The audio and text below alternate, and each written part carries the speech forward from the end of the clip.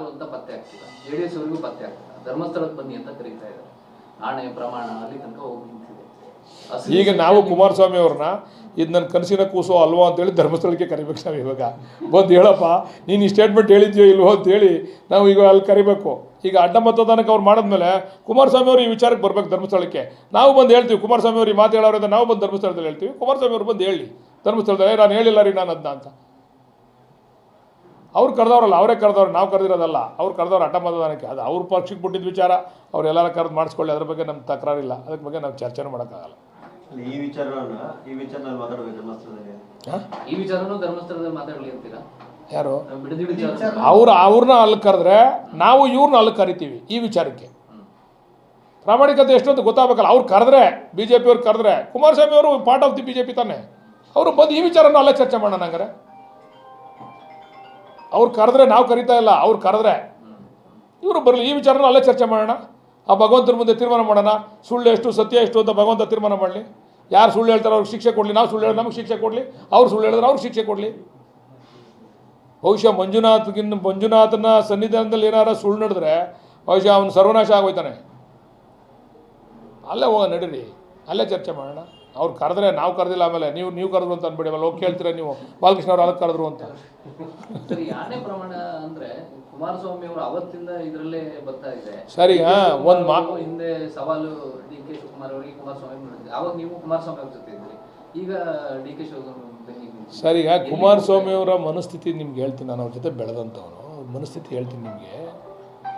ಅವರು ಯಾರು ಕೂಡ ಮುಖ್ಯಮಂತ್ರಿ ಆಗಿರೋದಕ್ಕೆ ಸಹಿಸ್ಕೊಳ್ಳಲ್ಲ. ಅವ್ರು ಏನು ಮಾಡವ್ರೆ, ಏನು ಅನ್ಕೊಂಬಿಟ್ಟವ್ರೆ ಅಂತಂದರೆ, ಈ ರಾಜ್ಯಕ್ಕೆ ಏನಾರ ಮುಖ್ಯಮಂತ್ರಿಯಾಗಿ ಈ ರಾಜ್ಯಕ್ಕೆ ಏನೋ ಒಳ್ಳೇದು ಮಾಡೋದು ನಾನು ಒಬ್ಬನೇ ಅಂತ ಅನ್ಕೊಂಬಿಟ್ಟವ್ರು. ಇನ್ನು ಯಾರು ಒಳ್ಳೇದು ಮಾಡಲ್ಲ, ನಾನು ಒಬ್ಬನ ಕೈಲಿ ಆಗೋದು ಅಂತಕ್ಕಂಥ ಅವ್ರ ಮಾತುಗಳು, ಅವರ ನಡವಳಿಕೆ ಎಲ್ಲ ನೀವು ನೋಡ್ತಾ ಇದ್ದೀರಾ ಅಲ್ವಾ. ನೀವು ಇವ್ರು ಒಳ್ಳೆ ರೀತಿ ಮಾಡಿ ಒಳ್ಳೆ ನಡವಳಿಕೆ ಇದ್ದಿದ್ರೆ ಇಷ್ಟೊತ್ತಿಗೆ 124 ಜನ ಗೆಲ್ಸ್ಬಿಡೋರು.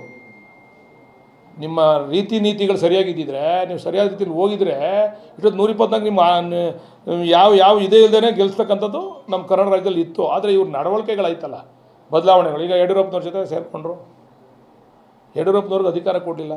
ಯಡಿಯೂರಪ್ಪನವ್ರ ಪಾಪ ಹೋರಾಟ ಮಾಡಿ ಮತ್ತೊಂದು ಮಾಡಿ ಮುಖ್ಯಮಂತ್ರಿ ಆದರು. ಕಡೆಗೆ ಕಣ್ಣೀರು ಹಾಕ್ಸಿದ್ರಲ್ರಿ. ಎಷ್ಟು ಯಡಿಯೂರಪ್ಪನವ್ರ ಮೇಲೆ ಎಷ್ಟು ಪ್ರೆಸ್ ಮಾಡಿದ್ದೀರಾ ನೀವು? ಅಲ್ಲಿ ದುಡ್ಡು ತೊಗೊಂಡವ್ರೆ, ಇಲ್ಲಿ ದುಡ್ಡು ತೊಗೊಂಡವ್ರೆ, ಎಷ್ಟು ಮಾಡಿದ್ರಿ ನೀವು ಯಡಿಯೂರಪ್ಪನವ್ರ ಮೇಲೆ? ಕಣ್ಣೀರಾಗಿ ಕೆಳಗಡೆ ಇಳಿಸಿದ್ರಿ ನೀವು ಯಡಿಯೂರಪ್ಪನವ್ರನ್ನ. ನೀವೇ ಅಧಿಕಾರ ಹಸ್ತಾಂತರ ಮಾಡಬೇಕಾಯ್ತು, ಅದು ಮಾಡಲಿಲ್ಲ ನೀವು. ಮಾತು ಕೊಟ್ಟಂತೆ ಮಾತು ತಪ್ಪಿದ್ರಿ ನೀವು. ಅವಾಗ ಶಿವಕುಮಾರ ಸ್ವಾಮೀಜಿಯವ್ರ ಮೇಲೆ ಪ್ರಮಾಣ ಮಾಡಿದ್ರು ಹಾಸನದಲ್ಲಿ, ನಾನು ಅಧಿಕಾರ ಹಸ್ತಾಂತರ ಮಾಡ್ತೀನಿ ಯಡಿಯೂರಪ್ಪನವ್ರಿಗೆ ಅಂತ. ಶಿವಕುಮಾರ ಸ್ವಾಮೀಜಿಯವ್ರ ಸನ್ನಿಧಿನಲ್ಲಿ ಪ್ರಮಾಣ ಮಾಡಿದ್ರು, ಹಸ್ತಾಂತರ ಮಾಡಲಿಲ್ಲ. ಅದೇನೋ ಭಗವಂತ ಅವನ ಇಲ್ವೋ ನಮಗೂ ಗೊತ್ತಿಲ್ಲಪ್ಪ. ಕೆಲವ್ರಿಗೆ ಭಗವಂತನೇ ಇಲ್ಲ ಅನಿಸ್ತದೆ, ನಮ್ಮದವ್ರಿಗೆ ಮಾತ್ರ ಭಗವಂತ ಇರೋದು. ಮಾಡಲಿಲ್ಲ. ಮಾಡಿದ್ಮೇಲೆ ಹೋರಾಟ ಮಾಡಿ ಮುಖ್ಯಮಂತ್ರಿ ಆದರು ಯಡಿಯೂರಪ್ಪ. ಹೋರಾಟ, ಅವ್ರ ಸಾಧನೆ ಜನ ಇಷ್ಟಪಟ್ಟರು, ಮುಖ್ಯಮಂತ್ರಿ ಆದರು. ಅವ್ರದ್ದೇ ಆದಂಥ ಬೇರೆ ರೀತಿಯಲ್ಲಿ ಮುಖ್ಯಮಂತ್ರಿ ಆದರು. ಅವ್ರನ್ನ ಇರೋಕ್ಕೆ ಬಿಡಲಿಲ್ಲ. ಈಗ ಆ ರೀತಿ ಮಾಡಬೇಕು ಅಂತ ಹೊಂಟಿರೋದು. ಆ ಹಳೆ ಇದೈತಲ್ಲ, ಆ ಪ್ರಿನ್ಸಿಪಲ್ನ ಇಲ್ಲಿ ಅಪ್ಲೈ ಮಾಡ್ತಾವ್ರೆ ಡಿ ಕೆ ಶಿವಕುಮಾರ್. ಅವ್ರಿಗೆ ತಡ್ಕೊಳಕ್ಕಾಯ್ತಲ್ಲ. ಅವ್ರು ನೋಡಿ, ನೀವು ನೋಡಿದ್ದೀರಾ ಕೇಂದ್ರದಲ್ಲಿ ಎಷ್ಟು ಸಾವಿರ ಅವರು, ಅವ್ರಿಗೆ ನಿದ್ದೆ ಬರ್ತಾ ಇಲ್ಲ.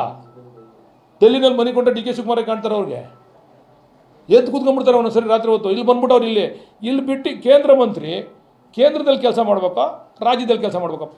ನೀವು ಹೇಳಿ ದಯಮಾಡಿ. ನಿಮ್ಮನ್ನೇ ಕೇಳ್ತೀನಿ ಮಾಧ್ಯಮದವ್ರನ್ನ. ಈಗ ಅಲ್ಲಿ ಡೆಲ್ಲಿನಲ್ಲಿ 30 ದಿವಸ ಇದ್ದು 20 ದಿವಸ ಇದ್ದು ಇಲ್ಲೊಂದು 10 ದಿವಸ ಇರಬೇಕಲ್ವಾ? ಅವ್ರು ಅಲ್ಲಿ 2 ದಿವಸ ಇದ್ಬಿಟ್ಟು ಕ್ಯಾಬಿನೆಟಿದಾಗ ಹೋಗ್ಬಿಟ್ಟು ಬಂದು ಇಲ್ಲೇ ಇರ್ತಾರೆ. ಈ ಅರ್ಥ ಏನಿದ್ರದ್ದು? ಅವ್ರಿಗೆ ನಿದ್ದೆ ಬರ್ತಾ ಇಲ್ಲ. ಡಿ ಕೆ ಶಿವಕುಮಾರ್ಗೆ ಏನಾದ್ರು ಮಸಿ ಬೆಳಿಬೇಕು. ಈಗ ಅವರ ಜೊತೆಗೆ ಮಗನ ಬಿಟ್ಬಿಟ್ಟವ್ರೆ. ಅವ್ರು ಬರೋಕ್ಕಾಗಲ್ಲ, ಮಗನ ಬಿಟ್ಬಿಟ್ಟವ್ರು. ಇವಾಗ ನಡಿ ನೀನು ಬಿಡ್ದಿಲ್ ಮಾಡು ಅಂತ. ಈ ಬೇರೆ ಕಡೆ ನಡೀತಾವಲ್ಲ ಇವೆಲ್ಲ ರೈತರ ಹೋರಾಟಗಳು, ಅಲ್ಲಿ ಕಣ್ಣು ಕಾಣ್ತಾ ಇಲ್ವ ಅವ್ರಿಗೆ?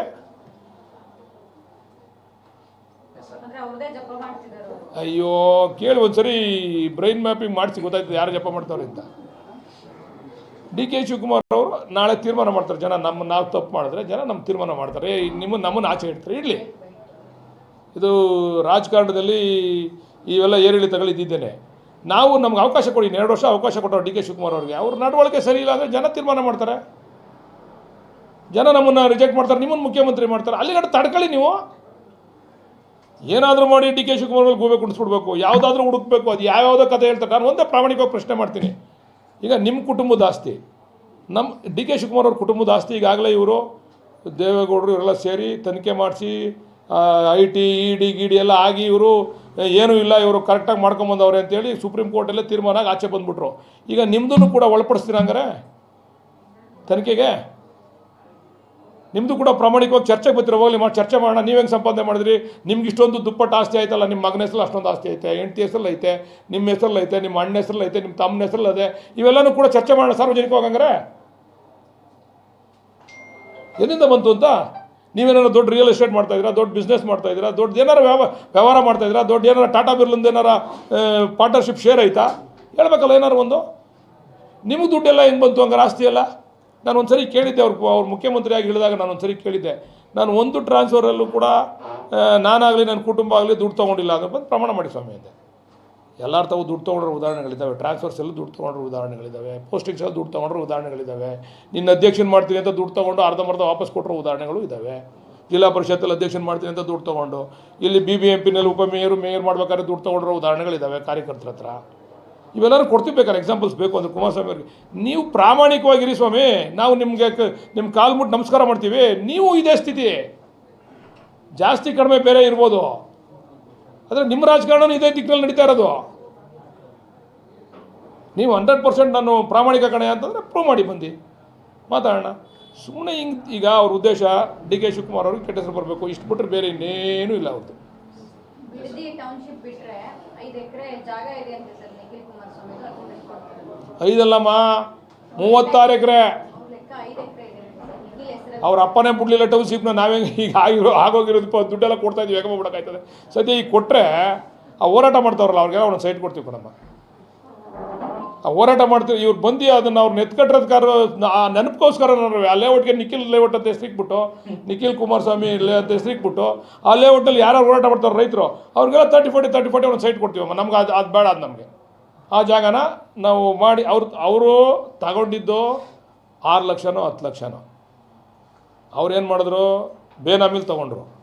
ಬೇನಾಮಿಗೆ ದುಡ್ಡು ಹೋಗ್ಬಿಡ್ತದೆ ಅಂತೇಳಿ GBITಗೆ ಲೆಟ್ರ್ ಕೊಟ್ಟರು, ಇದು ಯಾವುದೇ ಕಾರಣಕ್ಕೆ ದುಡ್ಡು ನನ್ನ ಅಕೌಂಟಿಗೆ ಬರಬೇಕು ಅಂತ ನಮ್ಮ ಅನಿತಾ ಕುಮಾರಸ್ವಾಮಿ ಅವರು ಅವ್ರು ಲೆಟ್ರ್ ಕೊಟ್ಟರು.